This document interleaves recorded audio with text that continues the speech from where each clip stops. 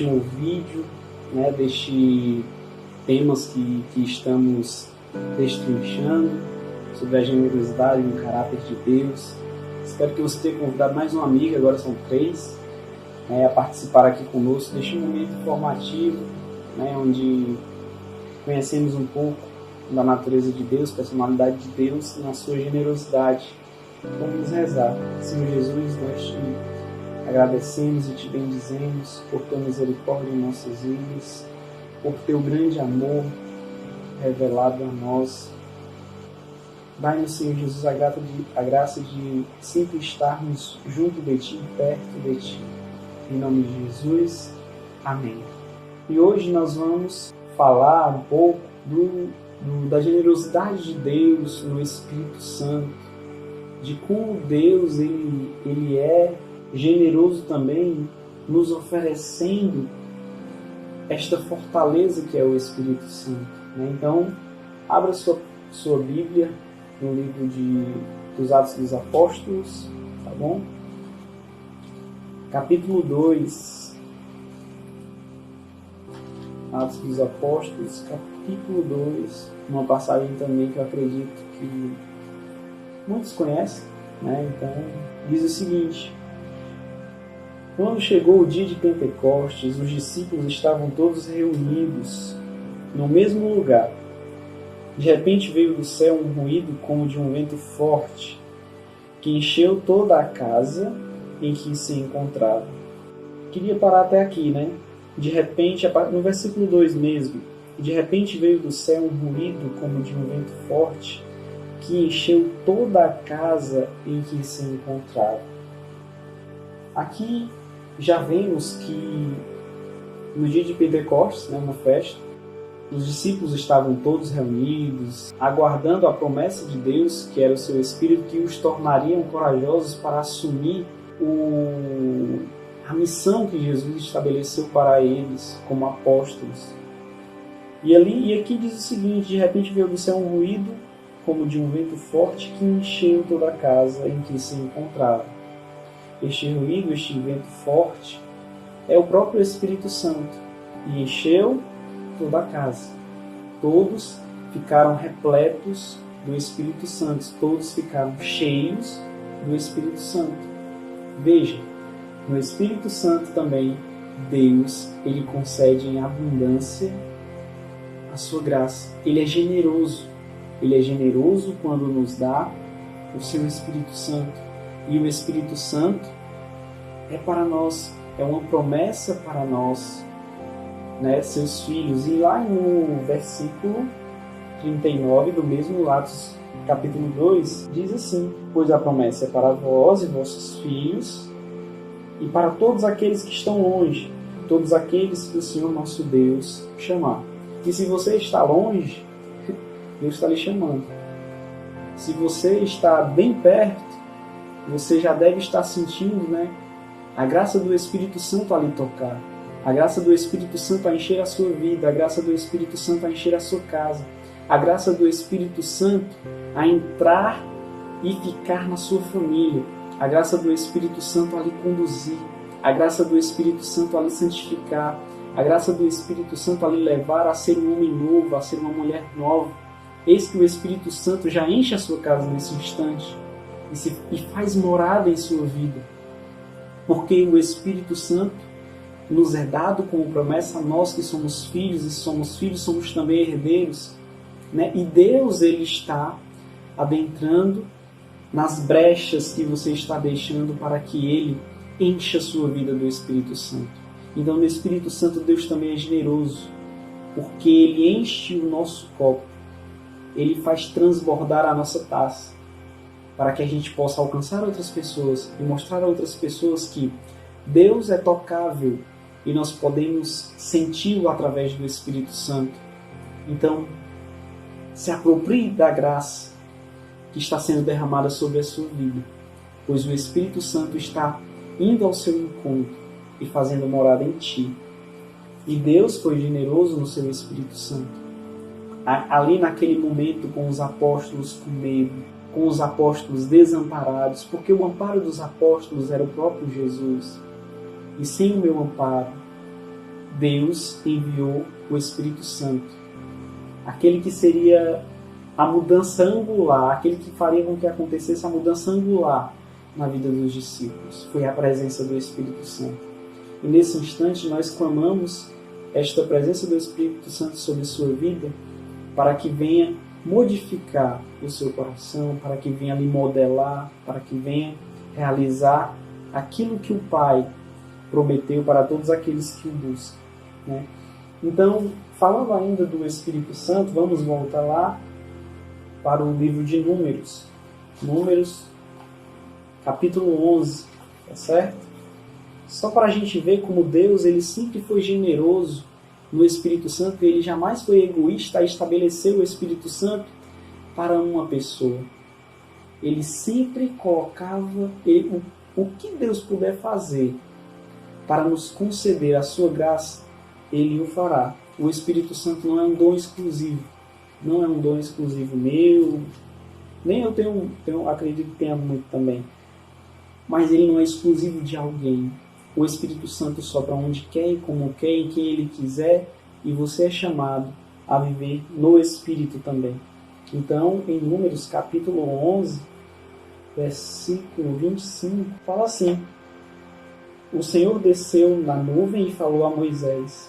Retirou um pouco do espírito que Moisés possuía e pôs sobre os 70 anciãos. Assim que pousou sobre eles o espírito, puseram-se a profetizar, mas não continuaram.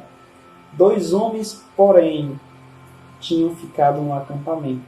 Um chamava-se Eudade e o outro Medade. O Espírito pousou igualmente sobre os 2 que estavam na lista, mas não tinham ido à tenda, e eles se puseram a profetizar no acampamento. Continuando aqui, um jovem chega para Moisés, dizendo que essas duas pessoas, esses 2 rapazes estavam profetizando e queria que eles o proibissem. E Moisés respondeu para eles no versículo 29, Tem ciúmes por mim? Quem dera que todo o povo do Senhor fosse profeta e que o Senhor lhe concedesse o seu Espírito.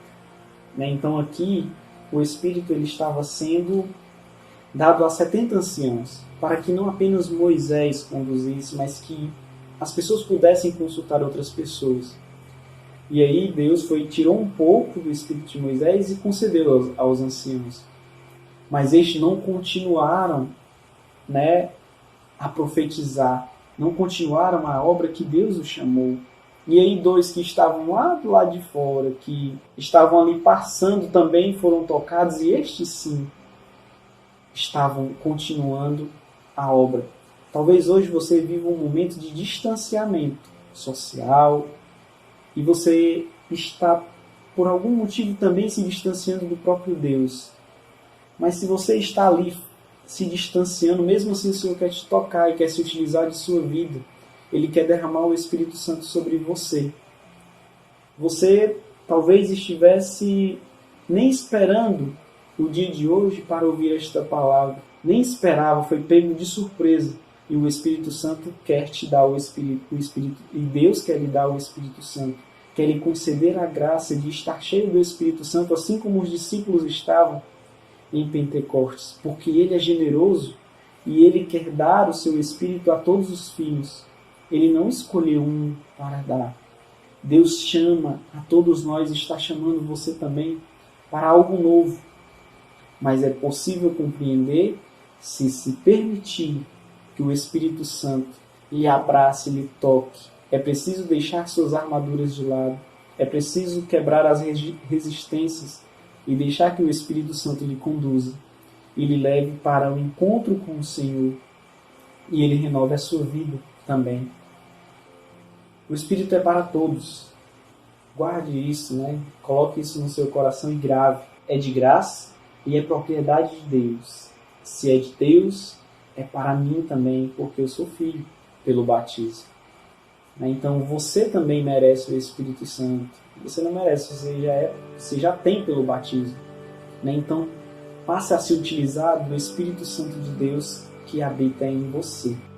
Vamos abrir aqui a Bíblia em Lucas capítulo 17, que fala né, da passagem dos 10 leprosos. A partir do versículo 11, tá certo? Lucas capítulo 17, versículo 11. Caminhando para Jerusalém, Jesus passava entre Samaria e a Galileia. Estavam para entrar num povoado, quando 10 leprosos vieram ao seu encontro.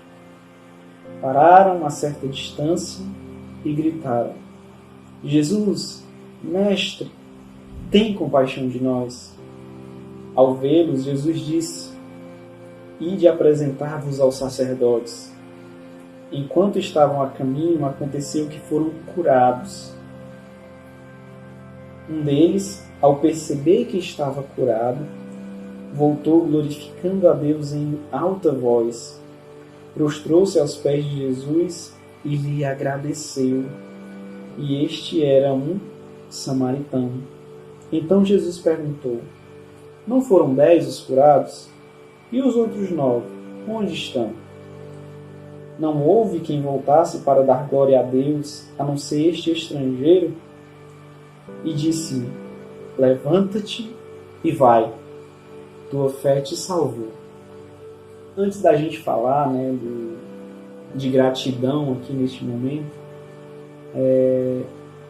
vamos destacar a pergunta de Jesus: onde estão os outros 9? Onde estão os outros 9?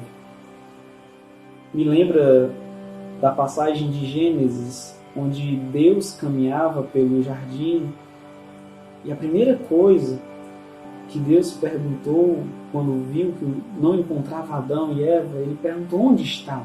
Onde estás? Porque Deus queria esse relacionamento, tinha esse relacionamento próximo. E aqui Jesus faz uma pergunta semelhante: onde estão os outros? Não foram 10? Não foram 10? Veja, o 10 ele é um número que é algo completo, né? Como se fosse todos. Todos. E aí Jesus cura todos. Jesus chama todos. Jesus veio para salvar todos. Jesus quer santificar todos.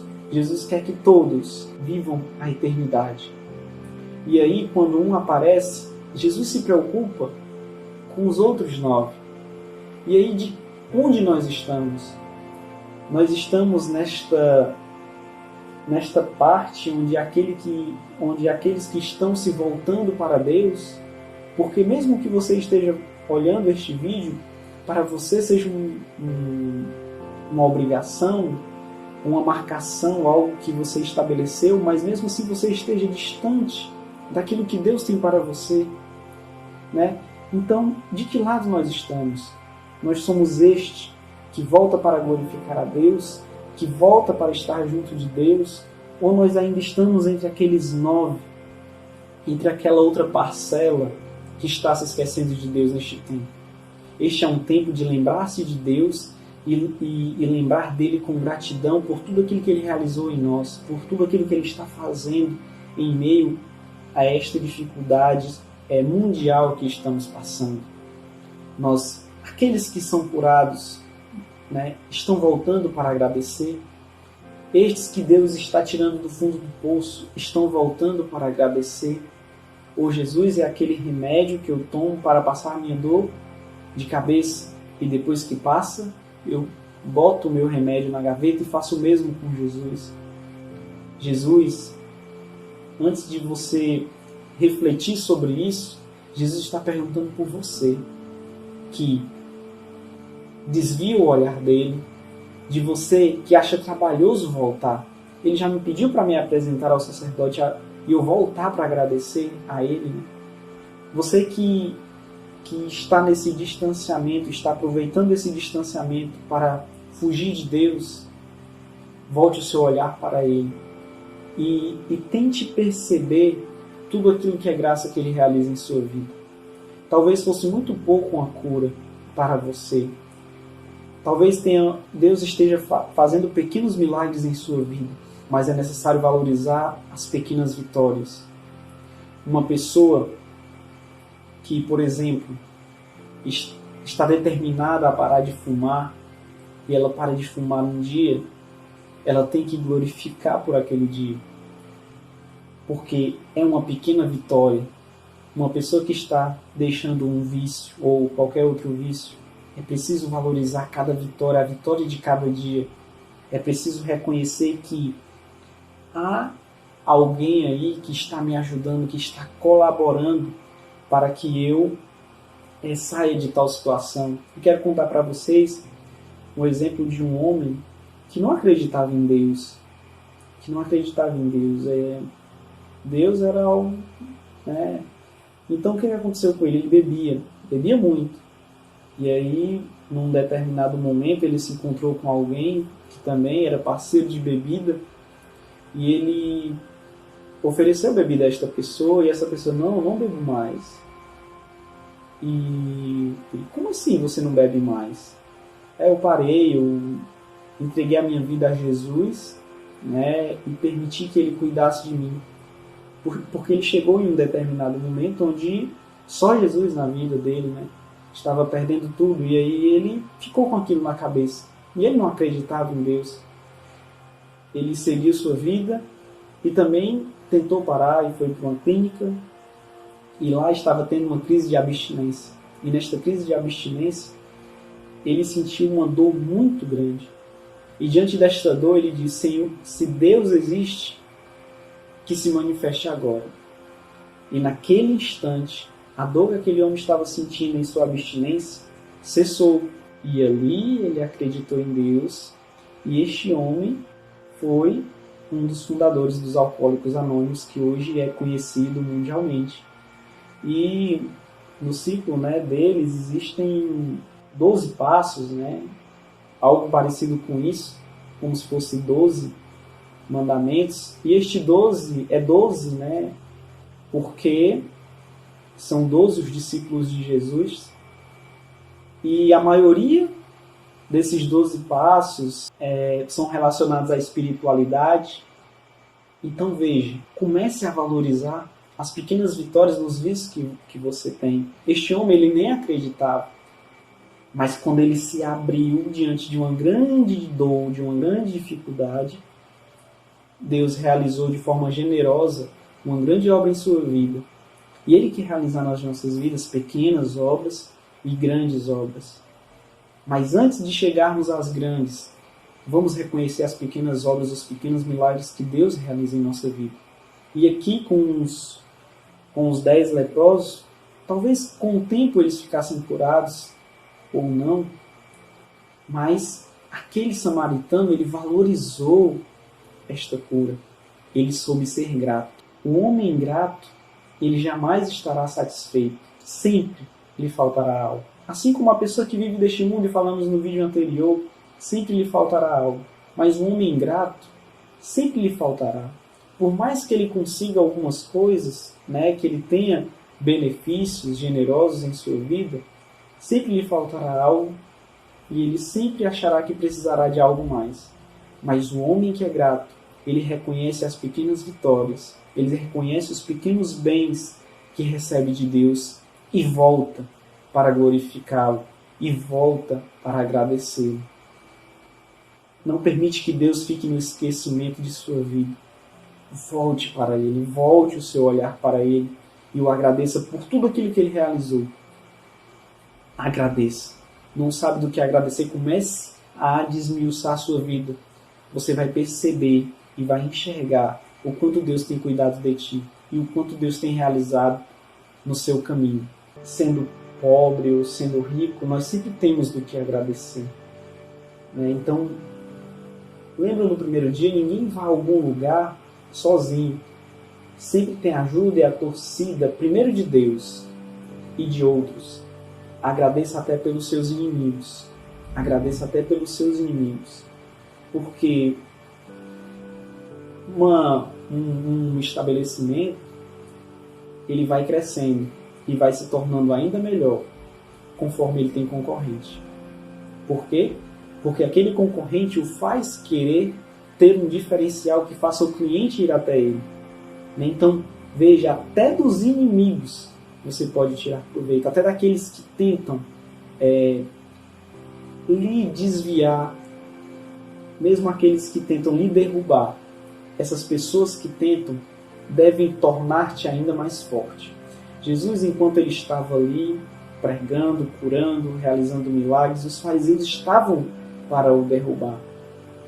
E ele continuava. E ainda no final dizia, perdoa, eles não sabem o que fazem. Eles não sabem o que estão fazendo. Eles não sabem com quem eles estão tratando. E Jesus foi assumindo cada responsabilidade, até que se tornou o Redentor de todos nós, de todas as nossas vidas, o nosso Salvador. Então, agradeça até pelo seu concorrente. Ele te faz ser ainda melhor. O homem que está longe da gratidão está próximo de ser mesquinho. E o que é ser mesquinho? Ser mesquinho é fazer sempre o mínimo. Você tem condições de fazer algo mais, você tem condições de ser melhor, mas você escolhe sempre o mínimo. O homem grato, ele está mais próximo de ser caprichoso, de naquilo que ele pode, naquilo que ele tem, ele conseguir dar o melhor de si. Dentro das suas realidades, dentro da sua condição, dar o melhor de si. E isto vai para todas as áreas de sua vida,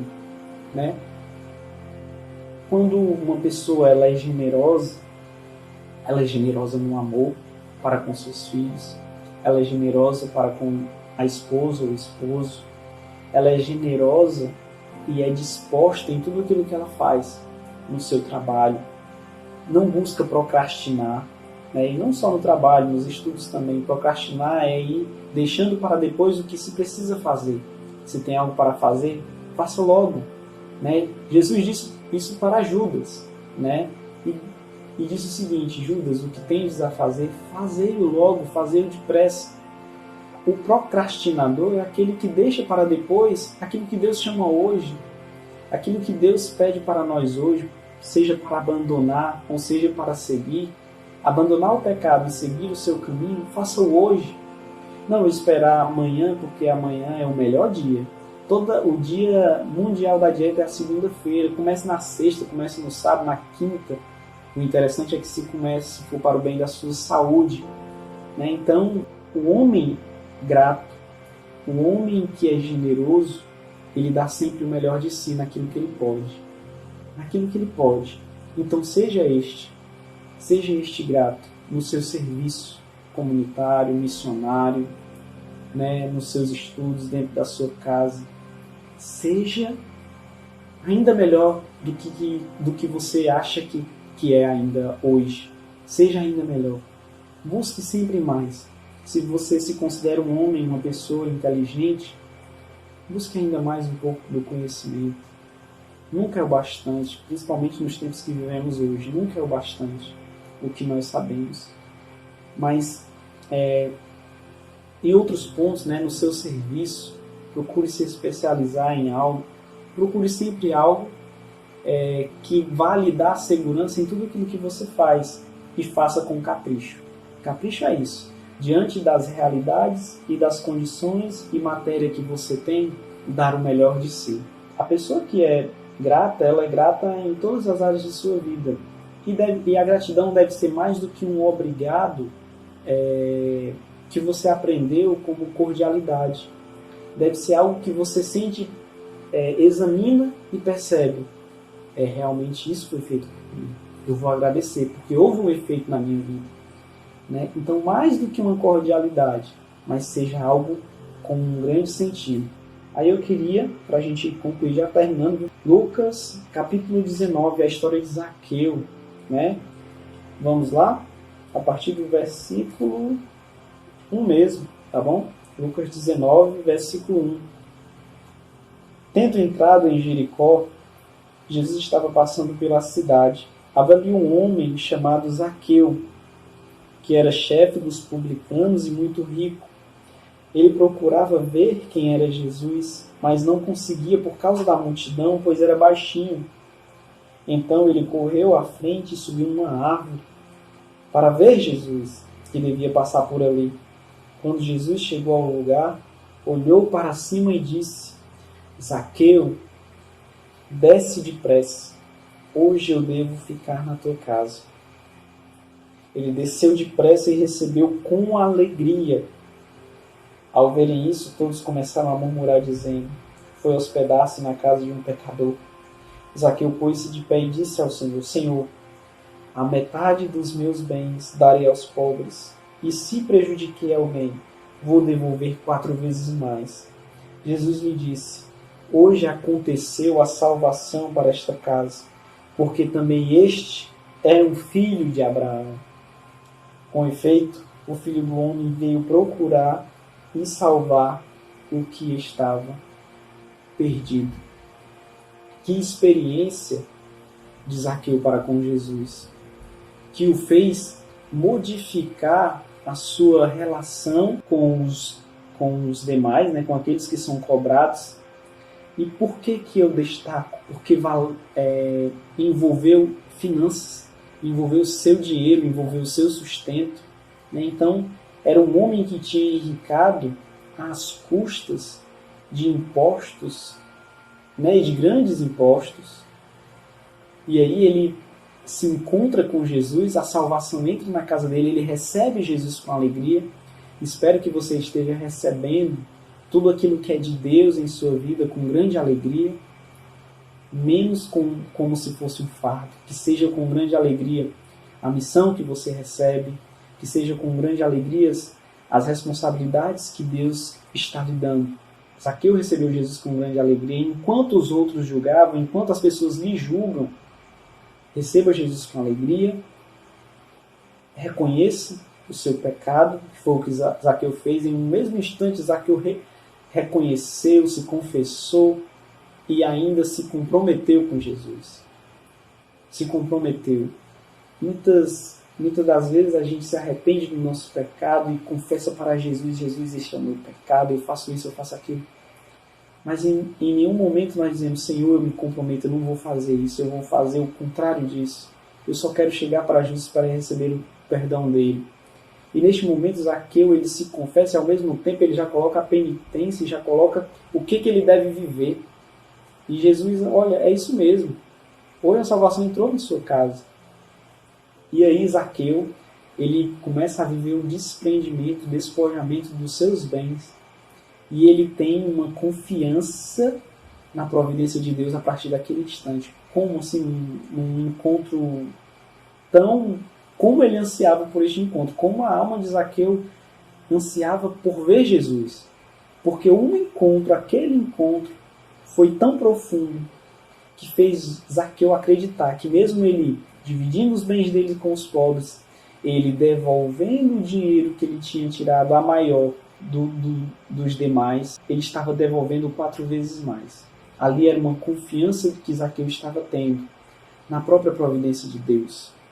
A gente, quando faz uma doação ou um bem a alguém, tirando de nós aquilo que era posse, assim como aquela mulher que ofertou a única moeda que tinha, era tudo que ela tinha, ela deu tudo, ela ofertou tudo, era um sinal de confiança em Deus.